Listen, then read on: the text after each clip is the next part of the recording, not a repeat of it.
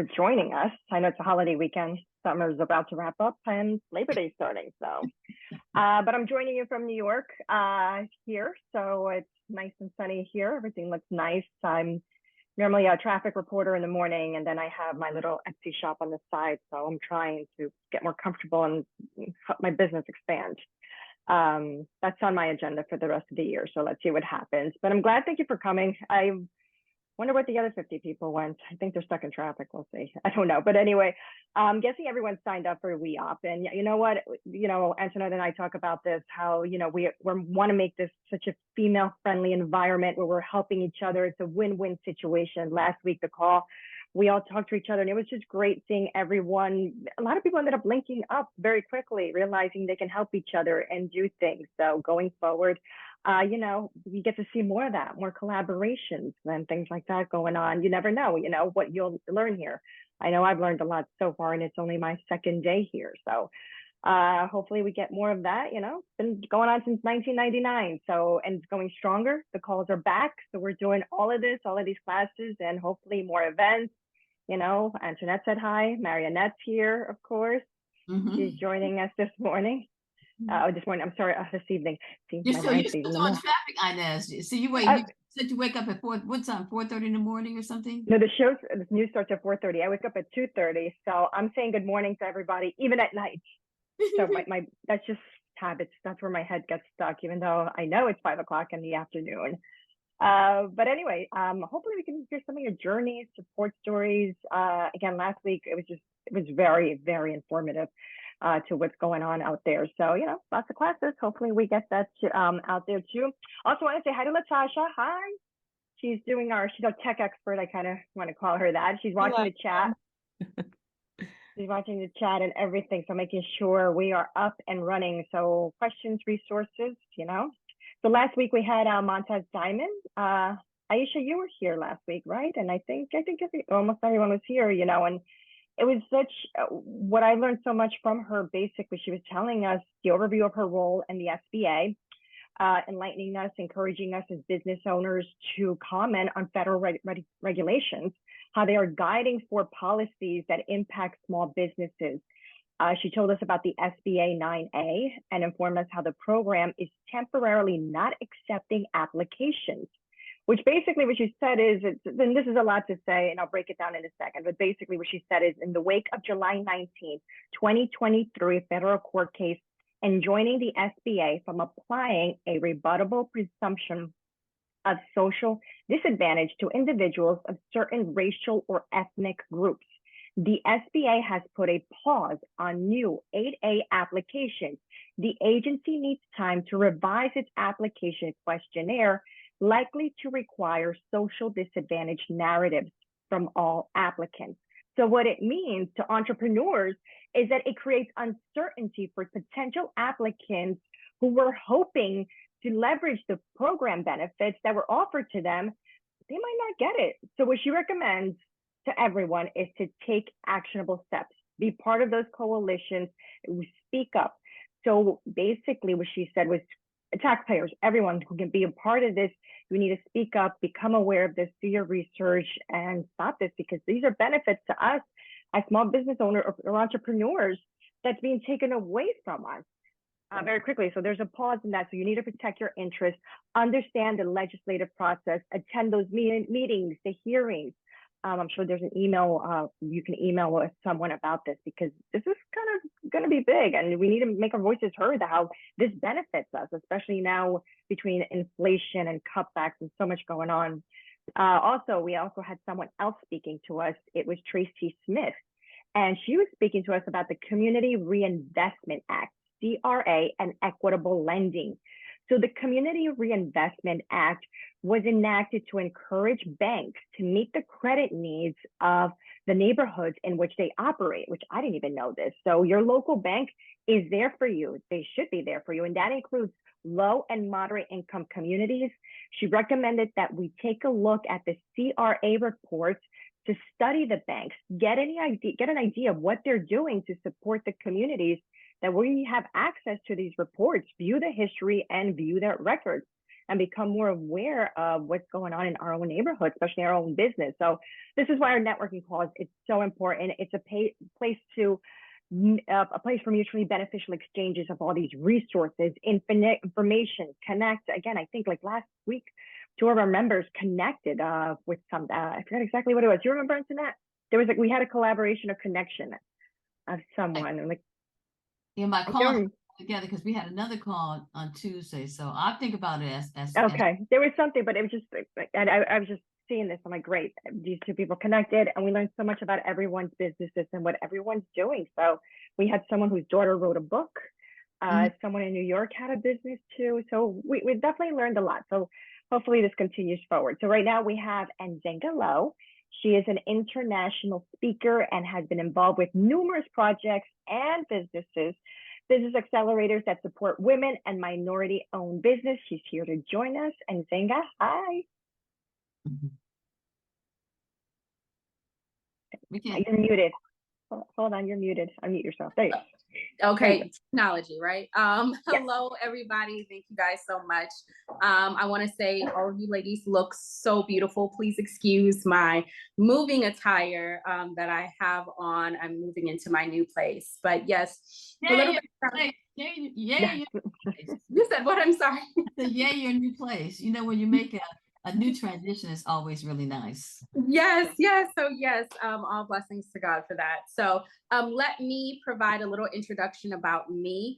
I have been working in the entrepreneurial space for several years. It began back in 2016. And my focus then was to create economic resources and business-based resources for women and minority-owned businesses within Tampa and Florida. That ended up expanding in 2017 when I connected with a women's empowerment group that did international events, international speaking events, and started expanding out to work with full innovator hubs and coalitions that wanted to create equity within the entrepreneurial space for women all around the world. So I was able to speak in Paris, France, South Africa, Cape Town specifically, and Dubai, and several other countries. So it has been an amazing experience to meet the women outside of the country and see their experiences as well in building their brands and their businesses and getting support. I was even able to build relationships with VC firms based out of the country as well as in the country that wanted to diversify their portfolios with women and minority-led businesses, prepare those businesses through workshops and accelerators that help them become investment ready, expose them to various types of investment forms, from crowdfunding all the way up to angel and VC investing, and just pretty much making sure that they had the resources and the information and the autonomy to really grow their brands and to know what to expect in all those forms of investing. From there, I have gotten back into the healthcare and health tech space, but I still work with women and minority-led businesses to make sure that they are still getting the equitable treatment that they deserve. VC firms, angel investors, it is a difficult space to operate in, and I want to make sure that we as women, especially women of color, are able to get the same advantages and the same opportunities that men are receiving at a high basis. And I want us to go in there because I know, as you all know, we have to work 3 times harder just to get just the same level of treatment. So I want to make sure that any questions that you may have from me, I am here. I am happy to now be a WEOP member and to be working on the Women's Economic Equality Coalition.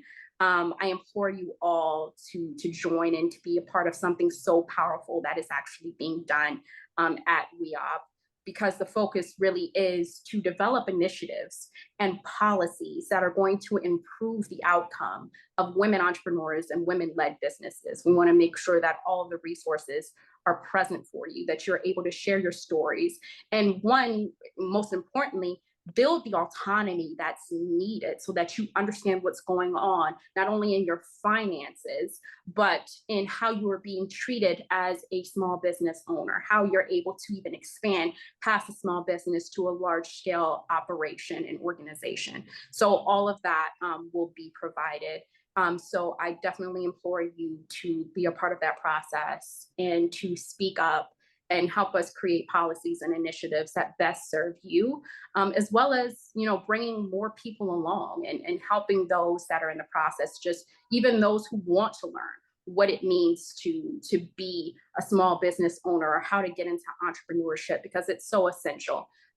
You women are so powerful, and you know, the little that I do know of you has been, you know, amazing stories of what you guys have been able to achieve. So if we are able to change the trajectory so that the women that come after us are able to grow and succeed and excel in an environment that is more equitable, then that's when we've really achieved our mission, because, you know, we don't succeed until all of us have made it. So that's just a little bit about me and just about what is to come. And I am so excited to be a part of that. I do have a opportunity alert for you all about grants. Jennifer, I'm so sorry that I couldn't make yesterday's event, but I just can't wait to get that information. I do have some grants October 31st, as well as some that will be available for September. And the list will be provided on the WEOP website. So I'm excited about that. But I want, as women business owners, I want you guys to really have Q3, the last bit of Q3 and the beginning of Q4 set with any grants that you do choose to apply to. We have the AT&T She's Connected grant. That is $20,000. And again, the deadline is August 31st. The link will be provided on the site. And that is a quick, you know, 1 to 2 minute video that you can record just discussing your business. The Amber grant is $10,000, and that's on a monthly basis. And it's a rolling grant that's open and available to women everywhere. It's $15 for the application, but I still implore you to at least review it and try it out. We have the Publish Her Business Impact Grant. That's $5,000. But I think it's important to look at it if you do plan on, if you have been an author or plan on writing a book. And as a women business owner, it's still important for you to apply. And the last one is Uber Eats and a Black Women in Food grant. Now, some of you may be restaurant owners, or you may know some female restaurant owners. I implore you to get them to apply. This is a very innovative grant. It is $100,000 that is being offered. As long as those, you know, female chefs and restaurant owners are on Uber Eats and available to deliver, then they are eligible and they can just simply apply. There's a list for all industries. It has all of the conditions. The final one that I do want to share with you, though, I feel like it is extremely important. It's the High Five grants for moms.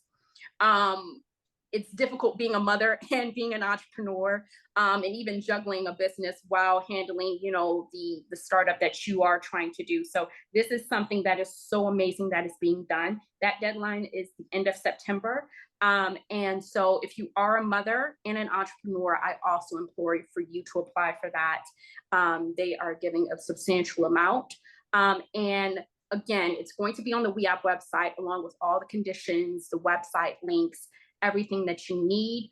Any questions that you may have from me, I will continually be on the call.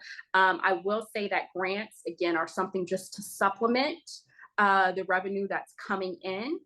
It should not be your mainstream, just because a lot of these grants are very competitive, but it is always a great experience to apply. I know women that have been successful in obtaining them. So I want you guys to apply. It's out there, but just be prepared that it is a very competitive journey. And I implore you all to look for more grants with the simple application processes that are specific to your industry. So that's, you know, all for me. Again, thank you so much to all of you ladies. And it is great getting to meet you. And I look forward to working with you all. You mentioned something with the deadline in August. Yes. So August 31st is the deadline. Let me pull this. Today's August the 30th. That's why I was like, what That's was tomorrow. Yeah. But yes, but all of the specific grant applications or grants that I listed are ones that are very simple to apply. No proposal is needed. It's just a full 1 to 2 minute video for some, and the rest is just a quick elevator pitch going over your company, your target audience, the estimated revenue of what you've been able to achieve. If you're a startup and you have yet to, bring in any revenue, it still is open for you as well. It's just a quick process. That's why I wanted to list them. You only have a day, but a lot of these applications can be completed in about an hour sitting. If you were to do it. Is that the Amber grant that's due August 31st? Amber grants are on a rolling basis, so you can apply at any time. Which one's doing August 31st? That's why I was looking at the list. Which one is the AT&T one? AT&T. So let me pull that back up. You have 5 that are due. Bold Beginnings grant, and on the list it actually does have the deadline for you to review. Bold Beginnings, AT&T, Publish Her, Sky Friends and Family, and the Fearless Strivers grant. When you guys do receive the list, it will be on the WEOP website. I was told, so that will be set, but it will give you the conditions. There are 5 grants that are due tomorrow, but I wanted to provide it to you because those are very easy application processes that each one will take maybe 2 to 3 minutes to complete, and a total for all 5 may take at most an hour. The AT&T application for the She's Connected grant, that will just be a quick 1 to 2 minute video that you can record, just explaining your business and your passion and what you hope to achieve with the funds. And I think that is it for me. Now, again, I am happy to provide you guys all of this information. I see Antoinette is pulling links into the chat box. Since it's tomorrow and we may not be able to post it, I was thinking if anybody on the call was interested in any of this grant, we could go ahead and put for those ones that are due tomorrow, we could put it in our chat if there's anyone interested. I can also add the handout that I provided. If I can add that to the call, I can attach the handout. I think that would be a lot easier. That way you guys actually see the full list, you see the deadlines, conditions, and have the website link readily available. You want to go ahead and okay, go ahead and do that. That way they can look, and that way we're not Latasha's have to rush and get that up for tomorrow. Of course. And anyone wanting to apply for any of these grants that are due on August 31st tomorrow can go ahead and do that. Yes. I like the one that Publish Her grant for $5,000. Yes. Would be interesting because anybody on the call can be an author. Exactly. And it's not just dedicated to authors, it's for women business owners. So even if you have a business and plan on writing a book in the near future, it's still open to you. And I think it definitely would be amazing just to start that up if you do plan on marketing your book or using that for any type of liquid capital. I like that. That's a great. Wait, Marionette, you're muted. I think you have a question. For the Black women and food grant for 100,000, is this for just one grant, or is it for? I believe so. I believe it's up to 100. It may be for one specific grant, and that deadline is September 8th. Okay, because that's really some things you look at when looking at grants. Say if you look at a grant and the grant is only for like one person at a national level, and you short in time, I'll probably tell people don't waste your time applying for it, because that's really like winning the lottery. So some of these grants where they put out on the national level and they only offer one, that is like a hard sell. Yes, it's still great just to kind of prepare you for getting out there, marketing your business and selling your business. I still, even though it may be heavy competition, that's the thing about the lottery, there's always a chance that you win. It's no cost to you. So it's great to still do it, because sooner or later you are going to have to market your business to an audience. So it gets you out there and prepared. That's true. That's hard to try. They're offering 10 grants, but they're grants of 10,000 for 10. So 10 grants. Oh, perfect. Okay. I was going to say one grant. That's like. No, so they're offering. Okay, good. This must be an Uber Eats. Black Yes. owned in the United States. And the deadline is September 8th. Yeah. And that's something they're Okay. heavily marketing here in Atlanta. So if you do know anybody in the Atlanta area that does own a restaurant, I really urge you to do it. I just learned about it today, and it's honestly amazing. So I will be sending that link. Let me see. Now, how am I able to attach a document in the chat? If not, I can take everybody's email and send it, if that would be easier. You tell me. You might be. How do you attach the document, Natasha? Can you add it in as a link, or it's a document from your file from your computer? The document for my files, yes. Oh, I don't Is it know. like a Microsoft Word document? PDF. A PDF document. Okay. So if you have, I can send it to you, and if you have everybody's email and they would like it, that Okay, would we'll send it out. Okay. Because And- I guess what we could do, we could send it out to the group.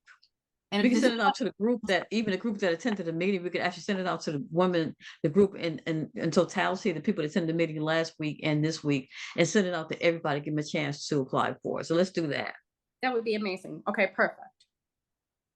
Okay.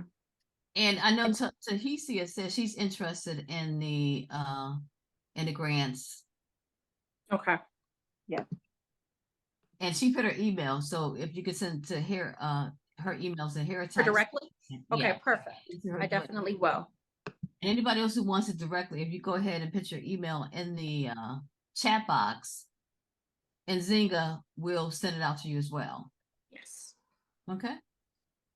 Thank you so much, Zinga. I do have a quick question, because you mentioned VC and angel funding. Do you think that crowdfunding is now a way for the entrepreneurs on the call should look at? Yes. Yes. We keep hearing a lot about VC funds, but we're not hearing a lot about like crowd. I thought people were getting away from crowdfunding. Do you think a person, an entrepreneur, business owner who does not have a huge network, can crowdfunding or crowdsourcing still work for them? Can you just? So yeah, so with crowdfunding, that we're just in the beginning stages of crowdfunding. It's historical in the sense that most VC firms and most large corporations, that's how they got started, because they had friends that were investors, friends that were highly powerful and very influential and wealthy to donate money. So that is a form of crowdfunding, but in a larger scale sense. So crowdfunding has always been around. And I believe that for women of color, if they are trying to build their brand or build their business, it's essential. It gets your, the word of mouth out there. It gets your business known to your community, and it has your community backing you. And if your community can trust you and support you and actually put money towards your brand, then that speaks to the longevity that your business can hold. Now, with angel investing, that's a little different. That's when you have an investor that is not having a specific outcome tied to your business, where you have to meet certain conditions and in 5 years be ready to sell. They are pretty much building up your brand from the very beginning, supporting you all through every single stage, educating you on what needs to happen, and working with you on your success. Now, VC firms, that is where, you are familiar with the Shark Tanks and all of those hardcore, very angry, investors who expect you to meet a certain quota and then sell your brand off to one of their friends or colleagues. Now, VC investing is not always that scary. There are a lot of VC brands that are targeted and focused on minority and women-led businesses. So they are willing to support you and help you grow. It's all about doing the research and knowing what that contract looks like and what that partnership looks like. But a lot of amazing brands and even a lot of corporations that we are now familiar with started with crowdfunding, having the support of their community, their friends and family, giving to their businesses to help it grow. So I believe crowdfunding really is the new wave of investment capital and developing that. But I still implore all of you to look into VC as well as angel investing if that does work for your business. But please do your research, understand the contracts, understand what goes into, that agreement, because you know you don't want to be in a space where you lose your business or you lose everything, and make sure that whatever deal you actually do with anybody, you are fully up to date and informed on what that looks like. But crowdfunding, I look forward to working with the coalition on building up a crowdfunding space and providing that education for a lot of entrepreneurs, because I want you all to be, you know, really prepared to grow your businesses in every way possible. And crowdfunding is definitely the new wave. And it helps you get the word of mouth out. It helps people learn about your business, not just here in America or here in Atlanta, but around the world. And I know a lot of brands that through that have even built international traction. So yes, I'm happy to help, happy to provide information on that, and to, you know, just support you every step of the way. I'm happy. And Could you Zinga, share the story? Could you share the story about lip bar that you discussed the other day? Yes. Okay. So, is anybody familiar with the Lip Bar? It's a brand that's now sold in Target. Yes. So, Aisha, do you know the story? Okay. So, they went to Shark Tank to market their business, and they were looking for investment capital to grow their brand. And if anybody has ever seen their lip palettes and colors, they have shades from blue, green, all the way to purple, black, just every shade for women of color. So they're marketing their brand, and on Shark Tank, a specific VC investor said that if you were to market this or sell this, that anybody would crush you like the cockroaches you are, and called them cockroaches with just, you know, lipstick on. So it was very evil, very painful, and to do that on national TV as a Black woman trying to market and sell your business. But the beautiful thing about it is what certain people do to destroy you always works out in your favor in some way, because after that, that's when crowdfunding began for them, and they were able to market their business in such a way that all the investment capital they needed, they were able to obtain from the community all across the US and in other countries. And they were able to back that brand and support them. So really just understanding the fact that your community can make or break you. We focus on our customers just on the sale, but our customers begin even before we make a sale. They can help grow us so that we can prepare to market those products. So just knowing that you do have other avenues of increasing that wealth and that liquid capital, it's so essential, because once you build that trust, any product that comes after that, you have that support. And I think that is the most amazing story that we can kind of glean from the Lip Bar. They were able to go out there and be completely authentic in who they were. And from that, they built a following, even before those products hit market. And Zing, I have a question. So you said you did a lot of speaking opportunities outside of the country with female entrepreneurs. Yeah. Is there something that you learned that they have a certain mindset here that may help us on this side of the pond? Is there something different? I would say that the one thing that was a little horrifying is that we are all, as women of color, experiencing the same disadvantages. It is bad, especially within South Africa. Yes. But I will say that there is more of an emphasis here in America to partner. I believe South Africa is a little ways behind us with building these resources and these collaboration hubs that we have here. So that's one thing that I'm definitely grateful for.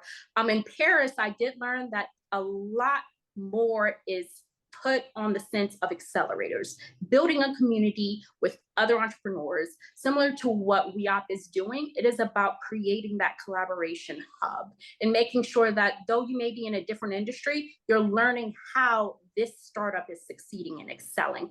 And that's really what I picked up and learned on. It's about building those connections.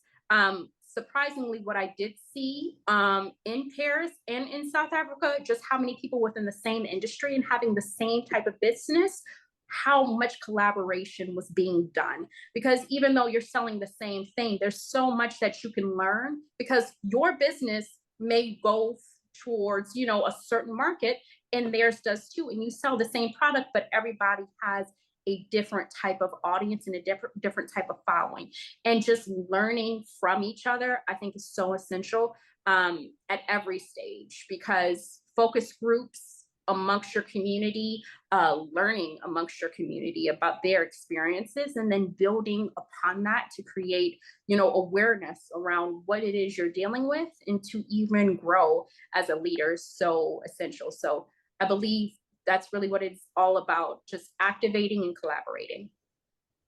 That is true. Okay. And Zinga, we're going to talk more later. We'll see if Yes. anyone has any questions. For now, we're going to talk to Tahisha from California. She's joining us from the West Coast. And we want to hear about accountability that you're starting since you started with WEOP. You have an accountability group. Is she here? Tahisha Hall? If you're speaking, you're muted. And we can't see you. I think she has a camera off. She should be here. Her Tahisha- camera's off. Yeah, her camera's off and everything. Okay. Okay. Oh, she was about to talk to us. Okay, then for now, we'll go back to in 1 second, please. yeah, 1 Okay. second. Technology happens. You hear about all those Zoom accidents that people have. Yeah, That was just COVID. over pandemic, everybody was having Something. Oh, okay. So while we wait for it, maybe we can have, because you know, Jennifer did an awesome workshop a lot of ladies are talking about. So maybe Jennifer does, what she discussed during her meeting about grants. And Tahisha said she's going to turn in a mic and just speak in a moment. So she can come in and ask Jennifer. So Jennifer. Yeah. Yes, ma'am. So just shared some high-level information regarding grant opportunities in the nonprofit arena versus the business, and just really wanted to highlight the challenges that are out there getting business grants. I was real excited to see the work that Nzinga did for business grant opportunities, because that is where the challenge is. And so the workshop yesterday kind of talked more about components of the application, some things to look for, things to focus on with regards to the application. We talked a little bit about the networking. And I love the comment that was made that the collaboration is everything, because there's more than enough business. Even if you're in the same product selling industry, there's more than enough business for everyone to network and help each other build and grow. Talked about the little bit of the myths that are out there about there being, you know, a lot of money available, but it's not easy to access it. And when you guys talked a little bit earlier about the one in a lifetime chance, you know, I always remember the comment, even when you are part of a raffle, you can't, you don't have a chance of trying to win if you don't at least buy a ticket. Yeah. So I definitely agree that you have to participate in the application process, because what I was sharing with Marinette last week is the development in being a grant writing expert, or being comfortable no matter what the grant opportunity is, comes from the practice. It comes from being told no. It comes from people looking at your application and saying, what is this? I don't understand anything you're talking about. And then pushing back and pushing yourself to say, well, let me be more concise. Let me be more clear. Let me take more workshops. Let me take more classes. Yeah. So it is a lifelong development, skill development. I still always looking for opportunities to increase my skills, sharpen my writing skills, sharpen my ability to present my data better. Data is critical, but it's not my area of expertise. So I'm always looking for data classes. How can I do a better job of presenting data? Mhm. Because when someone wants to know, why do you want me to help you? Why do you want anything from me? I want to be able to say, because this is the need. This is what's happening real time.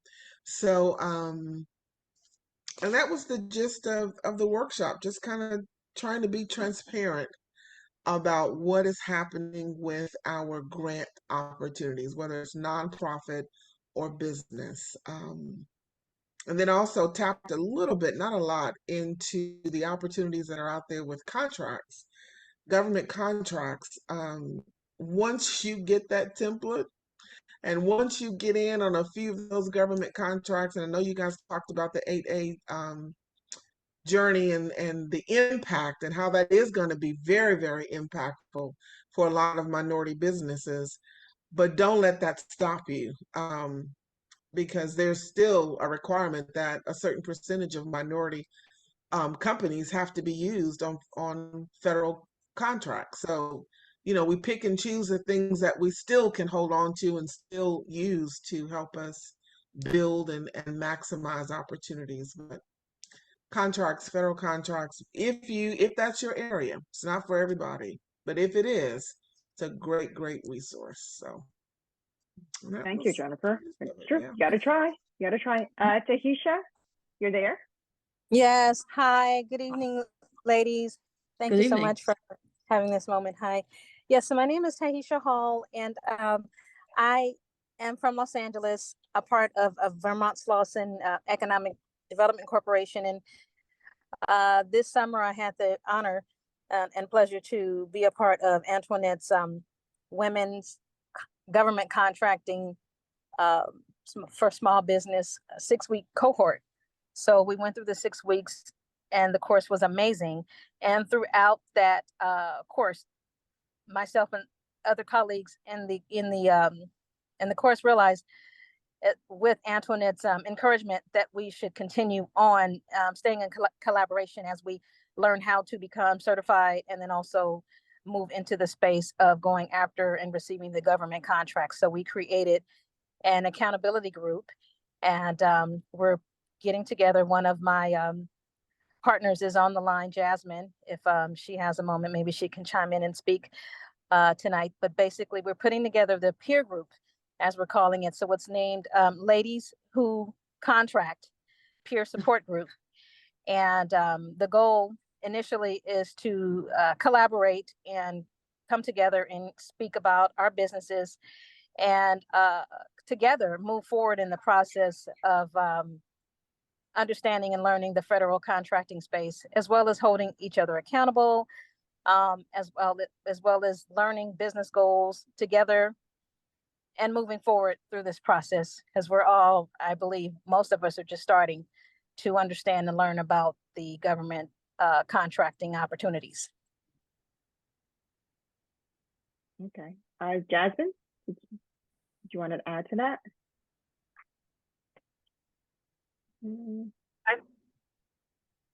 I think you did a great job, Tisha. Thank you so much. I just to, I guess, extend what she said, is really just about, as I'm sure all of you know, as a woman of color, it's hard to get that support and encouragement. And that's really what the group is about. And so I'm just so encouraged. Actually, when Tisha and I spoke yesterday, I'm sure she felt the same way, but it just felt so good to know that, there was another sister on the other line, and we're just automatically connected and in this together. And I think that's the beauty of it, and that's what we need more of. And I'm here for it all. And so that's really what the group is about. It's encouraging, supporting, holding each other accountable, setting goals and achieving them together, because it's not about a competition. It's about the teamwork. And if you win, we all win together. That is true. That is true. Okay, only because we have like 10 minutes left, I want to have a little time to network. We have Andrea. Andrea's here. She's a local WEOP business owner. She has some updates about her business, and it's a very non-traditional business, I hear, Andrea. Are you there? Yes, I am. Good evening. Good Hi. evening, Andrea. Hi. Hi. Yes, I am a local termite and pest control provider here in the Atlanta area. We've been in business for 21 years. We are a family-owned enterprise. So we are keeping pests away every day. We service commercial, government, and residential clients, helping them to create and maintain pest-free environments. Great. Any updates about any exciting updates? I know you're really expanding and growing since we met. Well, we are finishing up a federal contract that we had with GSA. It was a 1-year contract. It was a special project that they had at the Sam Nunn building. And so we started it last year in October, and we're coming around to the finishing touches on that. It was a multi-million-dollar contract, so we're very excited about that. And we were able to have subcontractors, rodent specialists, as well as a janitorial service in order to help us to complete the project. And so far, everybody's happy. The stakeholders are happy. GSA is happy. All is well. Great. Do you do rats? Can you come to New York? Because we have a rat problem here. That's sure you heard about it. They're everywhere, morning and night. Yeah, I heard about it too. Yeah. Yeah. It's a little tough. Okay. Does anyone have any questions or want to share anything, successful stories or anything? I did see, Tahisha, you put in about the ladies who contact peer support group. Do you have a website, or in case somebody wants to contact you, or an email address? Can others join as well? I was curious about that. Tahisha? I think she was off. Okay. Yeah. Okay. Let's see. Okay. So any other questions? Or anybody want to ask anything? Let's see. Stephanie, were you here last week? I don't think we heard from you last week. Stephanie Glover, can you tell us about your business? Hi. Oh, I was there last week. I just got the link to join maybe yesterday or today. I'm sorry I'm late. I have a pet care concierge service, and summertime is always peak season for me. So I've been really, really busy, but I just got the link, and so I registered. I see you have a cat on your t-shirt. Do you specialize in, do you do cats? I do all of the animals. I do cats, dogs, birds, you know. Are you mobile or you have a location? I'm mobile. So what I do is I come into the clients' homes and I care for their pets. I kind of specialize in pets that, you know, they don't do so well in kennel environments, or, you know, they may have some type of behavioral issue. So it's more convenient and productive for them their home environment and get care there while their parents are traveling or working and things of that nature. So, but I do have that in my business plan. You know, in the next 5 years, I love to be able to have a physical facility that does specialize in boarding and actually helping with adoptions as well. Now, I want to ask that. Do you actually have, like, where are you located? What city are you located out of? I'm in Los Angeles. That could be a national program, because I have the same. I have a pet, a dog, and she needs special care. And we have a line where you can, I think there's an online portal. People can go online and get babysitter, where you take your animals to people's home. But I like your concept that you will come to them. So you can have a national online portal and have people come into other people's homes and care for their pets on a national scale. So I really love that idea, because our dog does not like, survive in the kennel environment. So great concept, but you should get an online portal similar to the portal like the contractors, and have people in different cities and come to people's homes. I actually do want to do that, something akin to what Rover does. They have a platform that kind of is matchmaking pet sitters with Right. homes that need them. And I think the difference between my service and Rover, you know, I'm fully certified.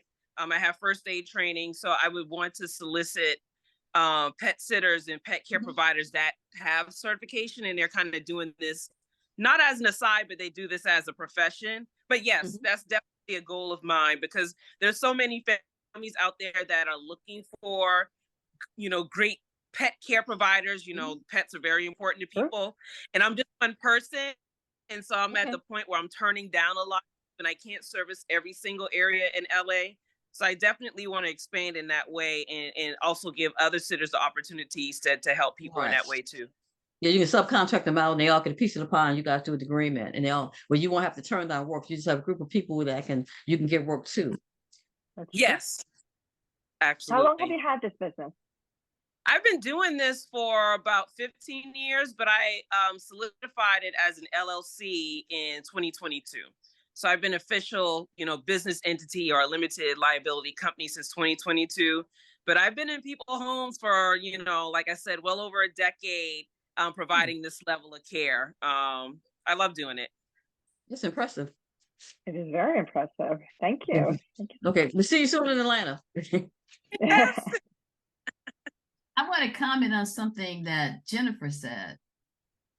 And she gave me my next idea for a workshop I was thinking about, because she talked about the importance of data, because we get asked that all the time about data, and also combining data with storytelling. So that might be a nice topic that we consider for a workshop session, how you can capture data and tell your story at the same time, because in order to get sponsors or investors, or, you know, a lot of times you do a pitch deck, that's so important. And I think as business owners, we need to really keep an eye on that data at all times. So Jennifer, thank you for making that comment. It's just kind of something, I guess, we in Zinga, we can talk about that, Latasha, how we can do that through WEOP.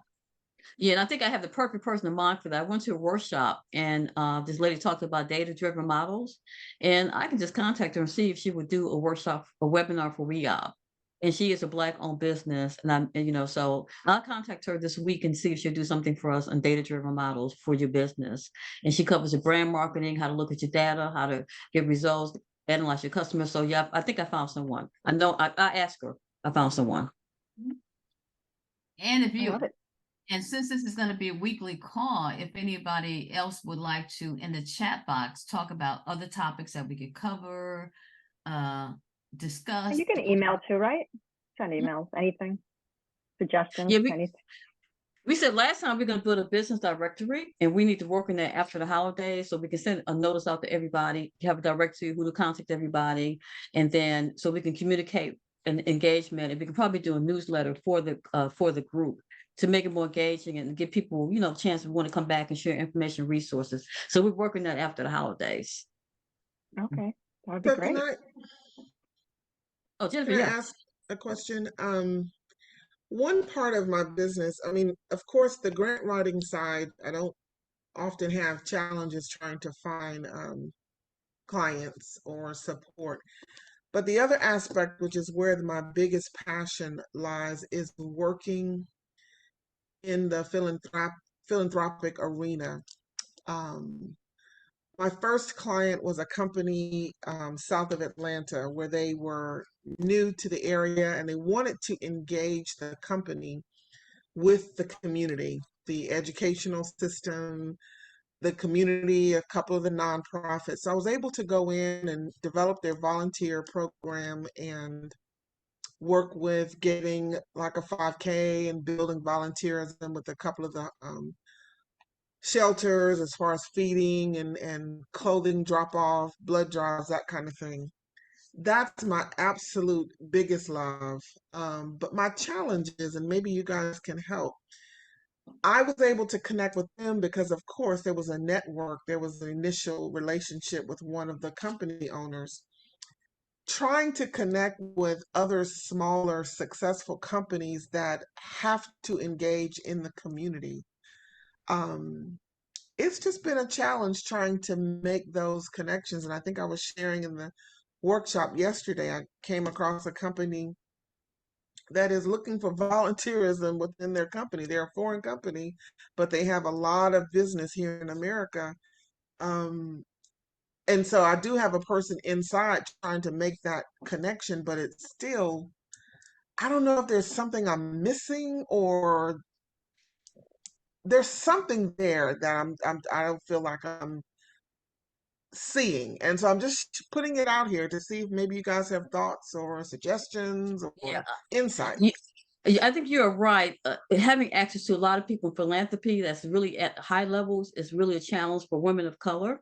And we met someone a couple of months ago and I think last November, and we're going to reach out to her. She's works for the Community Foundation of Greater Atlanta. So how do we can start thinking about making those connections to people that are high up in philanthropy that they can start connecting us.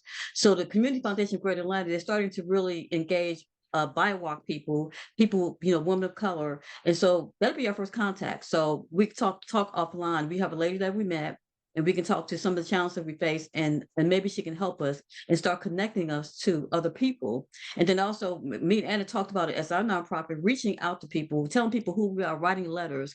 And because we know that there's a disconnect and inequity with women of color leading nonprofit organizations. A few people are broken through, but on the average, women in philanthropy is a very racist, or it's not, a lot of people aren't getting in a higher level. So we have to really work at piercing that glass ceiling and represent ourselves and start speaking out and contacting. So I do have a contact for you and I'll share with you and I'll make sure I contact her next week.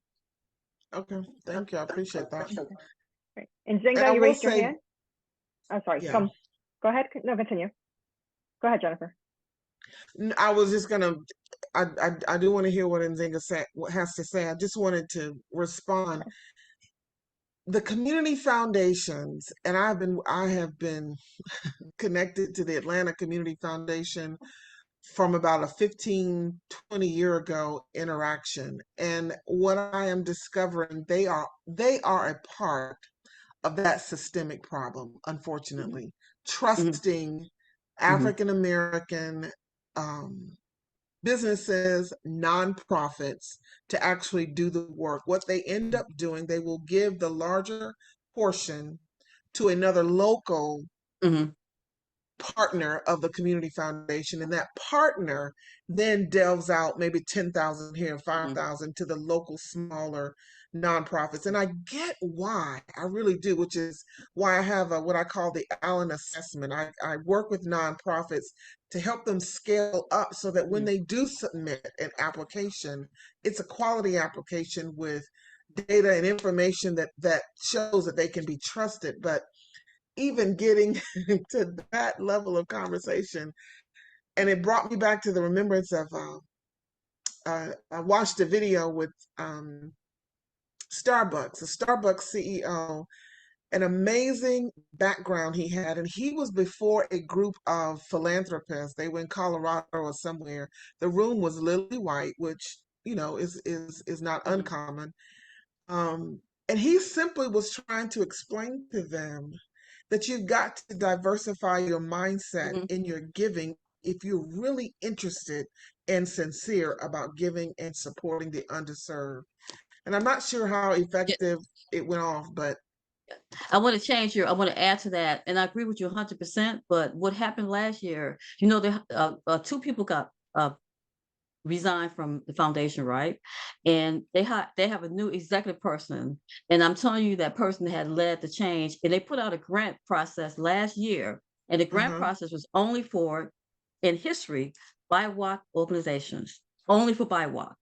And they did a list, and I'm telling you who got one of the grants. We did. Okay. And we got one of the largest. I didn't know I that. want to add on to that, Meredith. I just want to say Yes. what Nzinga was talking about earlier is we have to be local. We may need to call down to the foundation, have them take our coalition down there, meet with them, Right. and put them on the table. So Nzinga, I would love that. as we close down, Nzinga's right on target in terms of we have to let our voice. We can't complain. We have to let our voices known. So our next step would be to call down Community Foundation, ask to And contact the lady.